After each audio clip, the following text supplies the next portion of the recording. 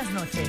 Ahogado en una billonaria deuda. Así estaba el gobierno de Puerto Rico en el año 2016 cuando el Congreso aprobó una ley que consideró nuestro salvavidas. 2 años después, la aspiración de la ley promesa y del establecimiento de la Junta de Supervisión Fiscal, estamos aún lejos de la meta, sacar a flote la economía de la isla. Durante la próxima hora, periodistas de los principales medios del país brindaremos información clara, transparente y despolitizada sobre las decisiones del gobierno y de la Junta de Supervisión Fiscal en un junte histórico que hemos llamado Medios por Puerto Rico, una sola voz. Conformamos esta iniciativa El Nuevo Día, El Vocero, Telemundo, Univisión Puerto Rico, Uno Radio Group, Guapa Televisión y Guapa América.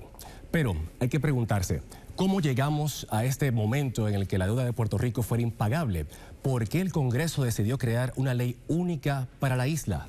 Walter, aunque Promesa nació en el año 2016, la crisis del país comenzó a cocinarse mucho antes.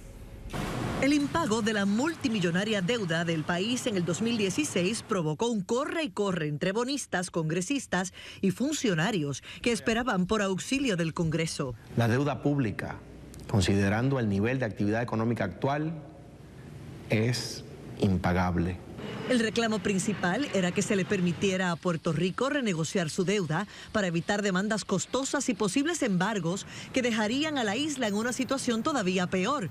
El gobierno aceptó la imposición de una Junta de Supervisión Fiscal que se supone que se encargara de enderezar las finanzas del país. El Tesoro está trabajando estrechamente con el presidente de la comisión, Bishop, para refinar las reglas en el área de reestructuración.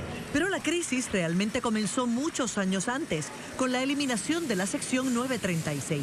Porque son 23 años, algo bien doloroso, éramos una familia. El país perdió decenas de miles de empleos bien pagados, la banca perdió miles de millones de dólares y se disparó la emigración.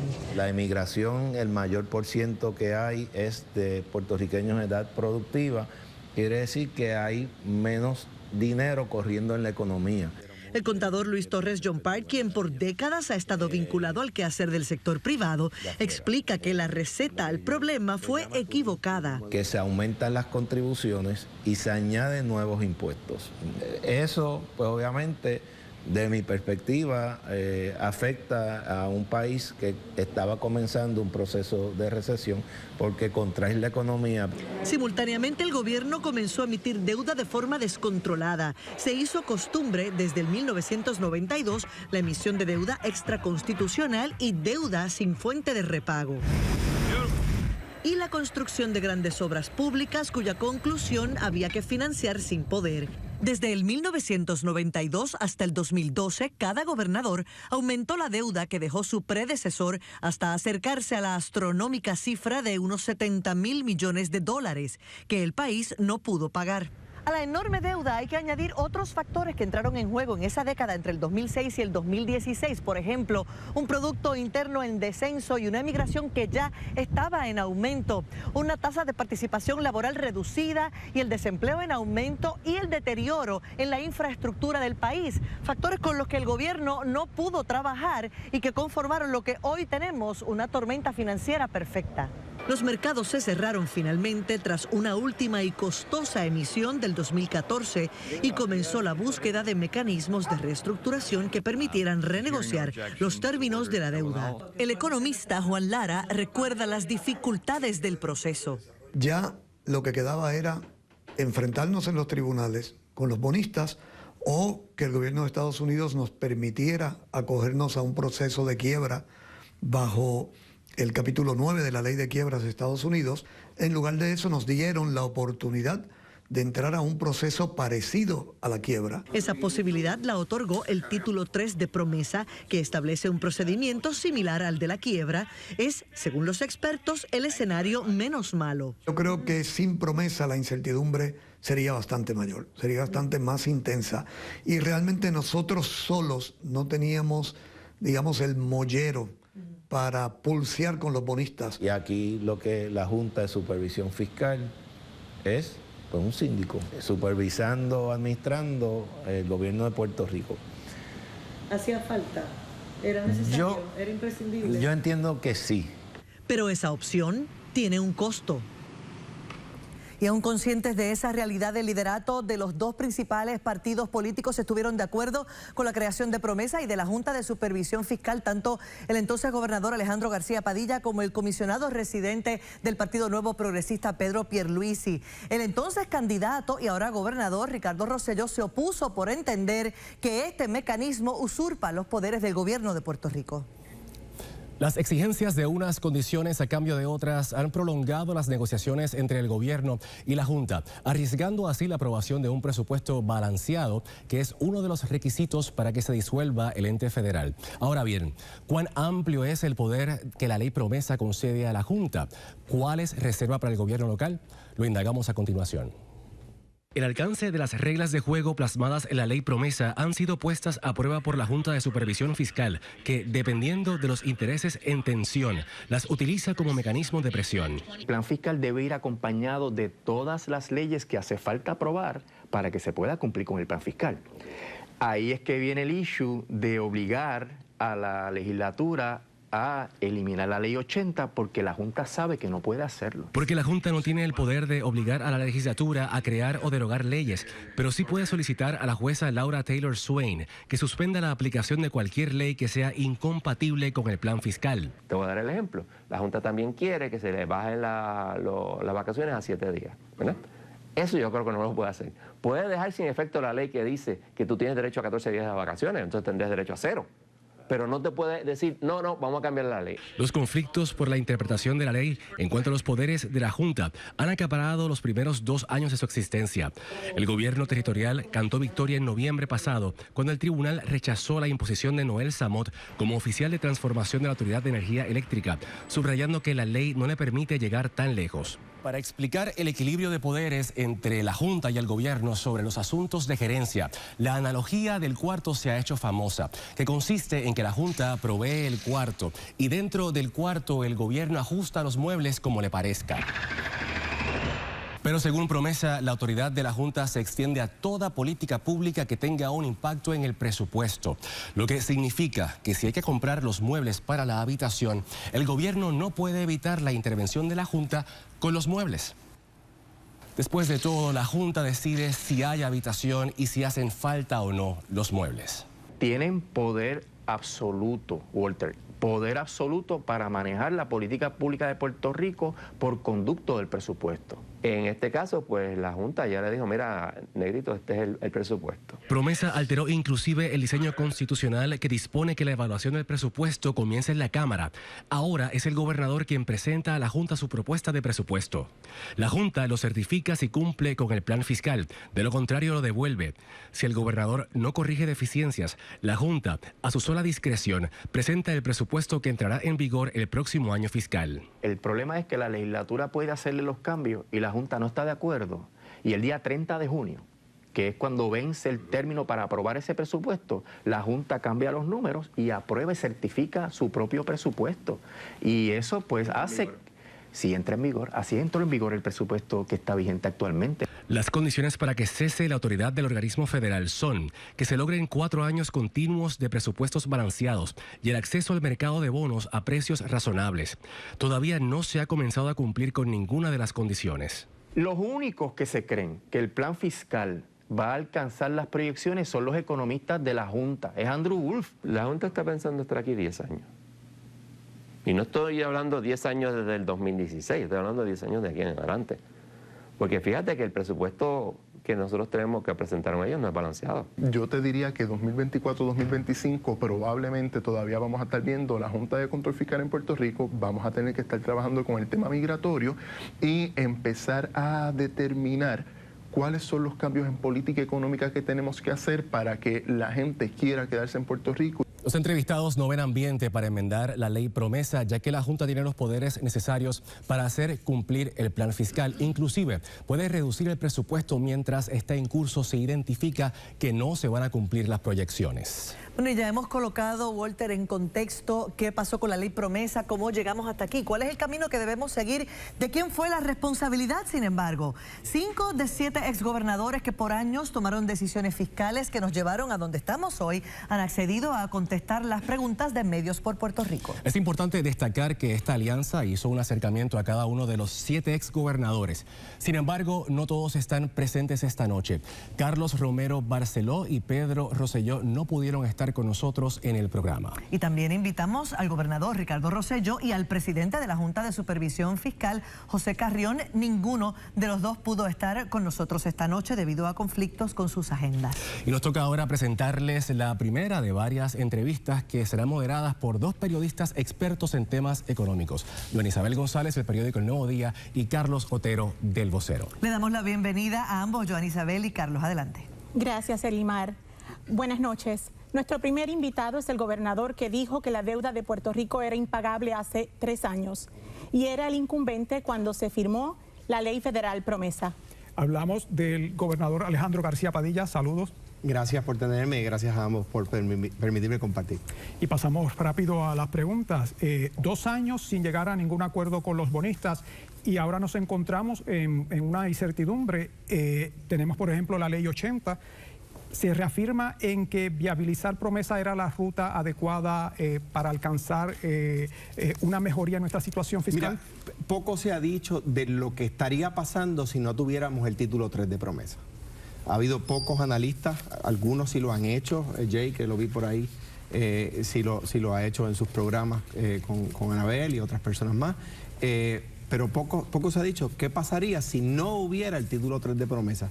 ¿Cuántos tribunales federales hubiesen emitido embargos sobre nuestras cuentas? Embargos que ya estaban solicitados en demandas. Esa es la verdad, de la cual poco se discute. O sea que sí. Que nadie quería que nos impusieran la Junta como precio a tener la protección. Nadie lo quería. Yo tuve que tomar la decisión que tenía que tomar para proteger que el gobierno pudiera prestar servicios básicos. Cuando se nombró la Junta, en principio su administración colaboró con esta. Sin embargo, ya al final de su mandato, usted rehúsa presentar un nuevo plan fiscal señalando que no iba a comprometer más el bolsillo de los puertorriqueños, que no iba a aplicar austeridad. ¿Usted continúa opuesto a esos recortes y cómo ve la gestión de la Junta? Y dije en aquella ocasión que estaba mal que los estudiantes, que se le aumentara el crédito a los estudiantes. Las fábricas están en Puerto Rico. La introducción decían que la eliminación de las 936 fue el inicio del problema. Las fábricas que conservamos en Puerto Rico están aquí por la universidad, por lo que la universidad produce. Entonces es torpe hacer más difícil estudiar en la universidad. Que los pensionados no podían pagar las consecuencias y que los trabajadores no podían pagar las consecuencias. Esas eran las 3 condiciones con las que yo no transaba. Si en efecto no podemos darle paso a la austeridad como usted plantea, ¿cómo se cuadra la caja? Llevamos prácticamente 2 años y todavía ahora mismo hay un impasse presupuestario por ello. Pero fíjate, Joana Isabel, llevamos desde mi último presupuesto, ¿cuánto tiempo llevamos para acá sin cuadrar el presupuesto con préstamos? Bueno, es cierto. Usted en ese sentido no tomó prestado, pero usted dejó una liquidez con la emisión de 2014. Que fue casi todo refinanciamiento. O sea, nosotros prácticamente no aumentamos el monto de la deuda. Pero sí, es como tú has dicho. Pero aquí hay una situación importante y es cierto, no se ha tomado prestado, pero también se ha financiado el gobierno porque no se le paga a los suplidores y porque no se ha pagado la deuda. Principalmente porque no se ha pagado la deuda. Y eso es lo que dije yo en ese mensaje que un poco pusieron en la introducción. Teníamos que decidir entre pagarle a los acreedores en los Estados Unidos o pagarle a los puertorriqueños su salario, al centro médico su capacidad de operar, a la policía su capacidad de seguir bajando el crimen, y decidimos por la segunda. Y yo asumía la responsabilidad. En la introducción mencionaba que van varios años sin lograr un acuerdo con los bonistas, porque ellos apostaban a que no íbamos a tener el título 3, y así me lo decían. Y me decían, es que ustedes no van a conseguir eso del Congreso. Hoy aceptarían la peor oferta que yo les hice. Independientemente de eso, el reto es que estamos en un impasse. Y si estamos en un impasse, existe una fragmentación severa. no tenemos claridad. ¿Usted estaría dispuesto a hacer un llamado para una tregua política en Puerto Rico? Yo creo que tiene que haber una tregua política en Puerto Rico a favor de los estudiantes, a favor de los trabajadores, a favor de los pensionados. El tema de la Ley 80. ¿Alguna vez alguien le va a preguntar a José Carrión que dé un fundamento, que dé una buena razón?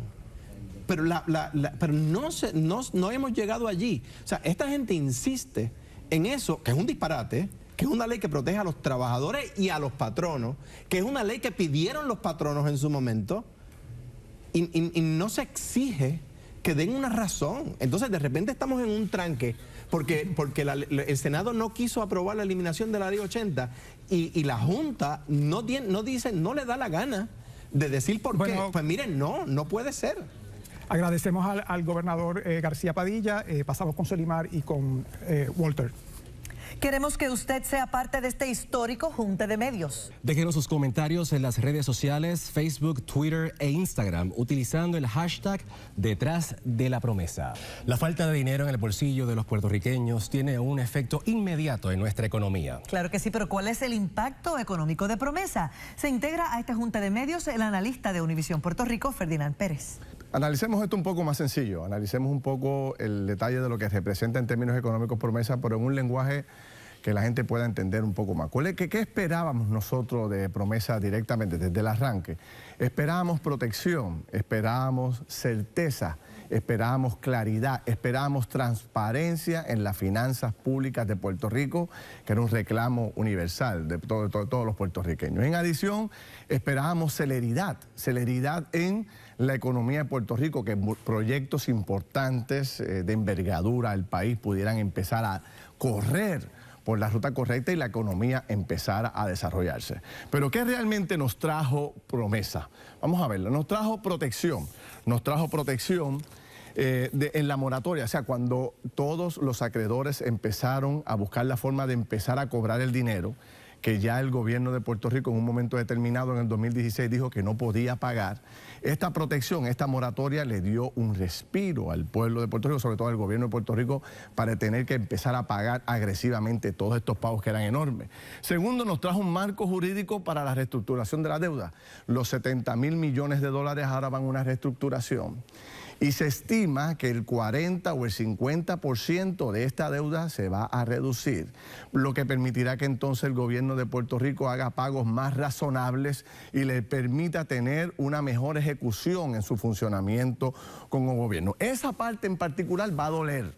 A mucha gente le va a doler y le va a afectar, y le voy a explicar más adelante por qué. En tercer punto, lo que promovía Promesa era también la obligación de crear un plan fiscal y un presupuesto balanceado. Después de 20 años en Puerto Rico sin un presupuesto balanceado, por fin tendríamos un plan fiscal a largo plazo para que todos los puertorriqueños de esta generación y las próximas pudiéramos mirar claramente hacia dónde vamos, con un presupuesto debidamente financiado y programado para que se gaste lo que realmente tenemos para gastar. Obviamente estamos en una enorme controversia ahora mismo, no hay plan fiscal todavía programado, ni adjudicado, ni tampoco hay un presupuesto aprobado, pero eso era lo que promovía Promesa. Y también promovía al mismo tiempo el desarrollo de un coordinador de infraestructura, que iba a coger ese coordinador, iba a coger todos los proyectos de infraestructura importantes, los iba a poner a correr para generar miles de empleos nuevos y para generar al mismo tiempo una inversión grandísima. ¿Dónde está el coordinador? No sabemos. Si lo consiguen nos avisa para poder llamarlo, porque ha desaparecido del panorama, pero es una figura importante. Pero hay gente que se ha afectado muchísimo con la llegada de Promesa. Vamos a ver la próxima gráfica. Los municipios se han afectado, le han recortado el presupuesto a los municipios en Puerto Rico. Los estudiantes de la Universidad de Puerto Rico, obviamente ha habido un aumento en su matrícula. También los empleados gubernamentales, se eliminaron las plazas de confianza, se redujeron salarios y se acabaron también los beneficios marginales que habían en muchas ramas de gobierno del país. Los bonistas son los más afectados, aquellos que prestaron dinero por los últimos 20 años al gobierno de Puerto Rico para desarrollar obras. Más de 15,000 millones de 60,000 puertorriqueños que le prestaron dinero, obviamente van a quedar afectados porque no se le va a pagar lo que le prestaron al gobierno de Puerto Rico. Y también los pensionados, aunque están protegidos en este año, para el año que viene ya se proyectan recortes para los pensionados. Esto en términos generales es un resumen bien comprimido medio de lo que ha representado en términos económicos Promesa para Puerto Rico. Seguimos con los compañeros. Gracias, Ferdinand. Otro factor que podría agravar el panorama económico del país es la posible reducción de las pensiones de decenas de miles de jubilados. Julio Rivera Saniel conversó con un pensionado y nos presenta su historia. Don Domingo Pierantoni vive en San Juan, es pensionado del gobierno y tiene 80 años. Los potes de medicamento que usa ella. Su pensión es el ingreso principal del hogar familiar que comparte con su hijo de 34 años y su esposa, que quedó postrada en esta cama después del huracán María. Vengo ahora, ¿sabe más? El Señor te cuide. Don Domingo recibe ingresos mensuales por $1,200, pero el dinero no le alcanza, así que a sus 80 años ha tenido que buscar un trabajo a tiempo parcial para cubrir todos sus gastos. Por eso, cuando supo que los recortes propuestos por la Junta Fiscal podrían reducir su pensión, se sintió devastado. Ni pensarlo quiero, Julio, porque entonces, si me cortan un 10% de la pensión, yo creo que tengo que cortar de acá, comida o algo. Domingo es uno de los 120,000 jubilados de 3 de los 5 antiguos sistemas de retiro que serían impactados por recortes propuestos por la Junta Fiscal. Según la Junta, los jubilados del Gobierno Central, Departamento de Educación y Judicatura, que reciben más de $1,000 al mes, experimentarán una reducción de un 10% en sus pensiones desde el año 2020. La Junta argumenta que los sistemas de retiro se quedarían cortos si no se hacen los recortes, y eso hace sentido, pero ¿por qué llegamos a este punto? Desde que el sistema de retiro se creó, arrancó con un déficit. El déficit se fue incrementando cada vez más, no se recibían las aportaciones patronales, la expectativa de vida, la gente comenzó a durar más tiempo, se comenzaron a legislar más beneficios sin hacer, ¿verdad?, los correspondientes estudios actuariales. Y la emisión de bonos de 2008 fue fatal. El gobierno necesita anualmente $2.500 millones para cumplir con las pensiones y todos los años se quedaba corto por 600 millones. El gobierno reconoció el problema y ante el pedido de ajustes disolvió el sistema de retiro, envió el dinero restante a Hacienda y buscó ahorros en otras partidas para garantizar los cheques de los pensionados. Los empleados nuevos en el sistema tendrán un modelo de pago similar a una cuenta 401k. El gobierno insiste en que su plan será suficiente para garantizar las pensiones sin afectar la estabilidad financiera del país. Estamos cumpliendo con la obligación y estamos hablando de que la economía hay que desarrollarla. Pero para la Junta las medidas tomadas por el gobierno no son suficientes. Según sus cálculos, los pensionados deberán sacrificarse y experimentar un recorte de un 10%. Si no, eventualmente el Estado no tendrá dinero para pagarles. Para don Domingo y miles de pensionados posiblemente afectados, el panorama es sombrío. Como pasarle a María otra vez por encima, esto de si me cortan la pensión. Don Domingo recibe $1,200 al mes. A ese dinero réstele $700 mensuales para el gasto de renta, además de unos $166 para el gasto de agua, $250 para el gasto de luz, $100 para el gasto de comida, $96 para el gasto de teléfono y $120 para el gasto de gasolina, para un gran total de $1,422 en gastos cada mes. La pregunta es, ¿de dónde cortar? Ante la falta de acuerdo, el caso de los pensionados se encuentra ante la consideración de la jueza Taylor Swain, quien ha dado luz verde a la realización de un estudio sobre el impacto socioeconómico de los posibles recortes de las pensiones, al tiempo que ha solicitado a la Junta y al gobierno que presenten información que sustente sus respectivas posturas antes de adjudicar la controversia. Y vamos a hablar ahora de los bonistas. Al escuchar la palabra bonista, probablemente usted piensa en una persona con gran poder adquisitivo, una persona rica. Pues sepa que esa no necesariamente es la realidad de algunos de los 66,000 ciudadanos que invirtieron su capital en bonos del gobierno de Puerto Rico. José Esteves nos presenta el punto de vista de los bonistas. De profesión arquitecto y nacionalidad cubana, Tony Martín se radicó en Puerto Rico en el 1960. En esos 58 años, el fruto de su trabajo está visible por toda la isla. Los que han desaparecido son los ahorros de toda su vida. Como otros miles, don Tony apostó su futuro y su retiro a los bonos de Puerto Rico. Entonces los bonos bajaron a la mitad. Y de la mitad esa, yo tuve que vender la otra mitad para poder coger 4 pesos, porque me quedé sin nada. A sus 79 años se mantiene trabajando.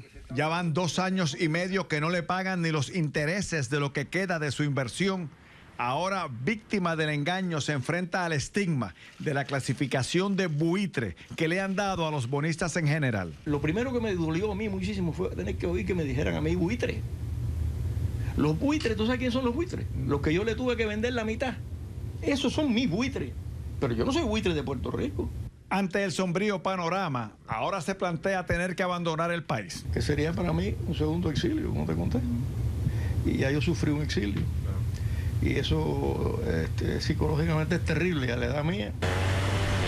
Benjamín Hernández es un corredor de seguros que, como don Tony, pensó en los bonos de Puerto Rico cuando decidió en el 2010 era el momento de comenzar a separar para su retiro.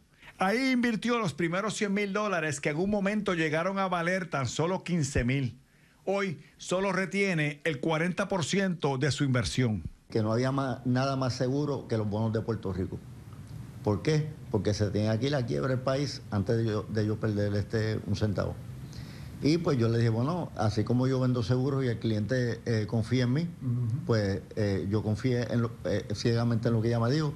Para la conocida abogada Mayra López Mulero, otra víctima de los bonos de Puerto Rico, hay sentimientos encontrados entre la rabia del engaño y la impotencia ante la impunidad. Aquí sabemos quiénes fueron las personas que engañaron al país, que timaron a los bonistas y evidentemente tiene que haber una consecuencia, porque eso es una acción ilegal, delictiva, y tú los ves caminando por ahí como Pachá, con la cara de lechuga. De los 70 billones en deuda del Estado Libre Asociado de Puerto Rico, 15 de esos billones están en manos de los bonistas del país. Esto representaría un 20% del total de esa deuda.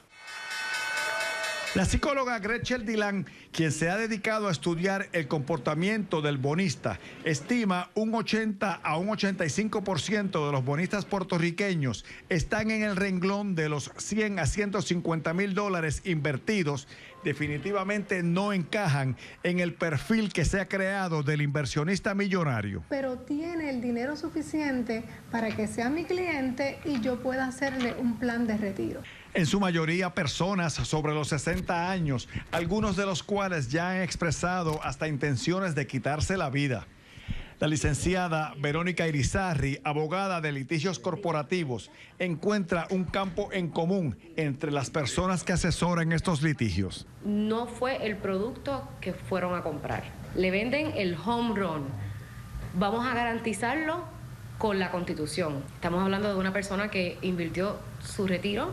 Estamos hablando de una persona que invirtió todo el producto de su vida laboral, 30 años en una empresa. Bueno, el segundo exgobernador que contestará las preguntas de Medios por Puerto Rico se encuentra ya en nuestros estudios. Regresamos con Joan Isabel González y Carlos Otero. Adelante, compañeros. Conversamos ahora con el exgobernador Rafael Hernández Colón, el único que tuvo a bien regir los destinos de Puerto Rico por 3 términos. Gobernador, su incumbencia estuvo plagada de retos. Una de ellas tuvo que ver con la compra de navieras de Puerto Rico. Todavía, al día de hoy, estamos pagando la deuda de esa corporación. ¿Fue un error hacer esa transacción? No, el error fue venderla. Porque si tuviéramos ahora a navieras, no tendríamos el monopolio que tienen las navieras actuales y se podría controlar los fletes a un nivel mucho más razonable para el consumidor puertorriqueño. Pero cuando se operaba la naviera, estaba totalmente o consistentemente en pérdidas. Así que el exgobernador Pedro Rosselló opta por venderla, entendiendo que es un lastre y que necesita de alguna forma aliviar las finanzas, bajo la visión, ¿verdad?, de que también el sector privado puede hacerlo mejor. Bajo esa misma tónica se privatizó la Telefónica. ¿Usted piensa que ambas transacciones en realidad fueron beneficiosas para el país? Yo creo que la transacción de la Telefónica sí lo fue. Hay un servicio telefónico muy bueno, hay competencia y creo que el consumidor, el usuario del teléfono hoy día, tiene unos precios razonables. Ahora bien, en cuanto a las navieras, creo que fue un grave error, porque privó a Puerto Rico de un instrumento que le hubiera permitido tener unos fletes mucho más razonables que los que tiene ahora. Y hacer cosas como, por ejemplo, lo del puerto de Ponce, eso se pudo haber manejado de otra manera si hubiéramos tenido las navieras, pero perdimos el control de esos procesos marítimos. No, eso fue algo que nos ha hecho mucho daño. Señor gobernador, tenemos en este momento un problema muy fuerte de credibilidad para el país, tanto por el impago de 2015 como por las muertes asociadas al huracán María más recientemente. ¿Cómo podríamos mejorar esa parte de esa imagen de Puerto Rico que está tan maltrecha ante el mercado internacional? Bueno, para la credibilidad hay que ser creíble. Y eso parte de quienes tienen la representación de Puerto Rico en unos momentos dados. O sea, hay que ser veraz, hay que ser transparente y hay que actuar conforme a la palabra que se da. Si eso se hace, si se ejecuta lo que lo que se dice, si se habla con sinceridad, con verdad, nunca apartándose de la verdad, entonces se recupera poco a poco la credibilidad. Bueno, gobernador, agradecemos su participación en este junte, así que pasamos ahora con Solimar y con Walter. Gracias a los compañeros y al ex gobernador. Los estudiantes del recinto de ciencias médicas tendrán que hacer malabares para completar sus carreras profesionales. Como nos explica Maribel Meléndez Fontán, los aumentos en la matrícula certificados por la Junta representan un reto económico para miles de familias que ya han sufrido el impacto de otras medidas impuestas por el ente federal. Al evaluar el perfil socioeconómico de un estudiante del recinto de ciencias médicas, observamos que el 70% proviene de hogares de clase media trabajadora, de los cuales el 60% fue recipiente de la beca Pell a nivel subgraduado. Cerca del 80-90% vienen del mismo sistema de la Universidad de Puerto Rico, así que el perfil que uno tiene más o menos en la universidad o en el sistema es el que se mantiene para el recinto de ciencias médicas. Las clases, laboratorios y residencias médicas consumen gran parte de su tiempo, lo que obstaculiza que tengan un empleo parcial mientras estudian. Hay una consideración en términos de costos de vida y hay una situación obviamente post-María que conlleva pues a unas dificultades económicas familiares que no son las mismas que teníamos previo a esto. Por ser estudiantes graduados no tienen acceso a becas y la única opción para completar una carrera son los préstamos estudiantiles.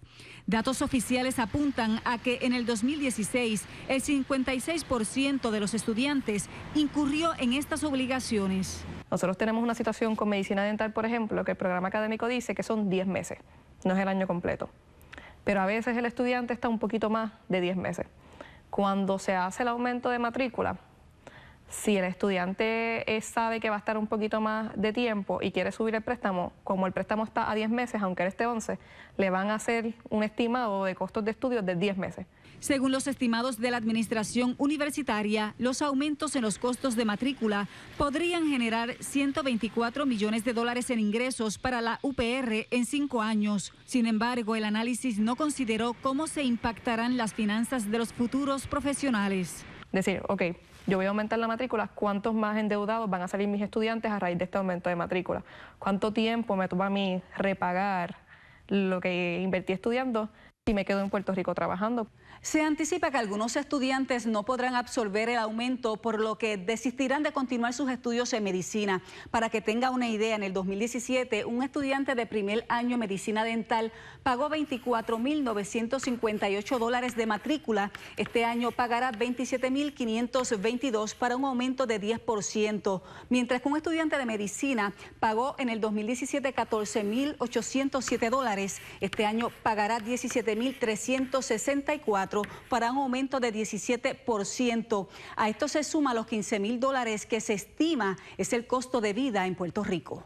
La matrícula en ciencias médicas ronda los 2.042 estudiantes. Aunque se proyecta una cantidad similar para el 2018, cobra fuerza la posibilidad de un éxodo a escuelas de medicina privadas a medida que entren en vigor los aumentos programados hasta el 2022. También preocupa la inestabilidad laboral a la que se enfrentarán los futuros médicos y profesionales de la salud, lo cual, sumado al endeudamiento estudiantil, los obligará a ejercer fuera de Puerto Rico. Para nosotros, uno que se quede por el hecho de que no podía costear la universidad es suficiente para decir que la universidad falló en su misión institucional, que no es accesible, que no sirve a Puerto Rico porque un estudiante no pudo estudiar porque no tenía cómo costear la universidad. No era que no tenía la capacidad, no era que no tenía el deseo, no era que no tenía la vocación, es que no tenía el dinero.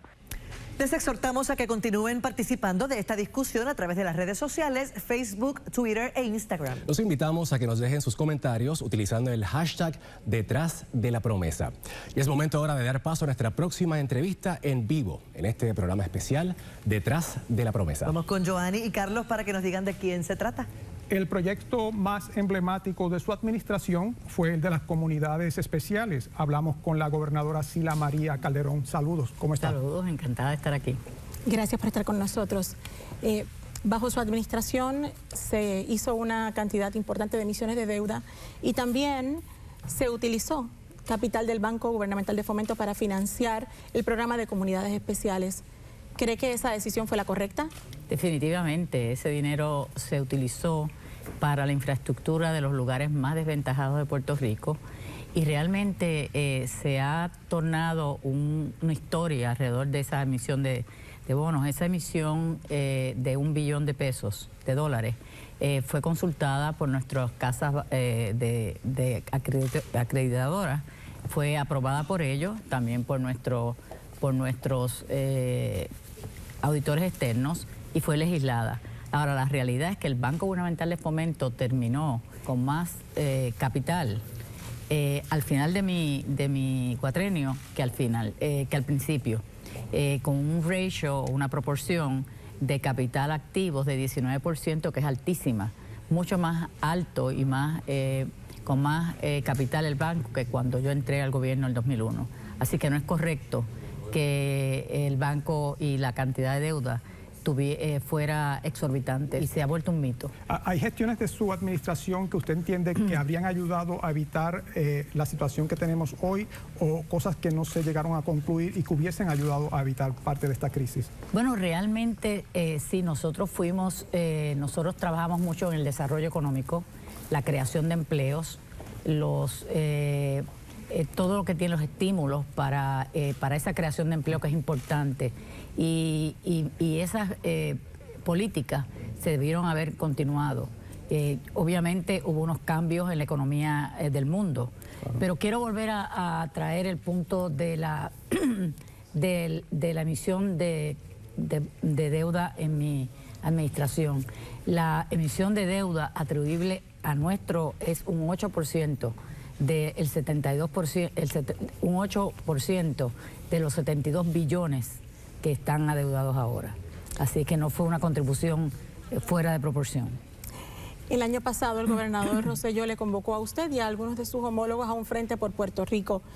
Ha transcurrido un año, nos preguntamos qué sucedió desde entonces y cómo usted ve el presente impasse y qué deberíamos hacer.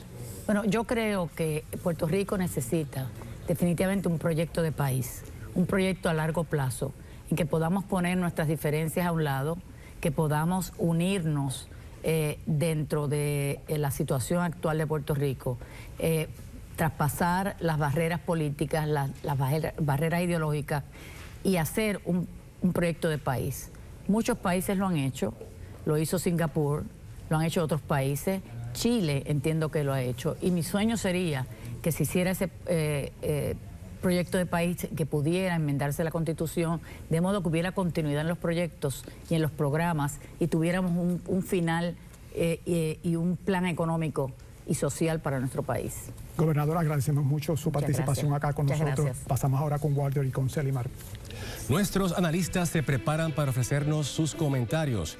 Más adelante, Anabel Torres Kohlberg, Jay Fonseca y Ferdinand Pérez comentan sobre todo lo expuesto en Detrás de la Promesa. Además, otros exgobernadores responden a nuestras preguntas. Con eso regresamos.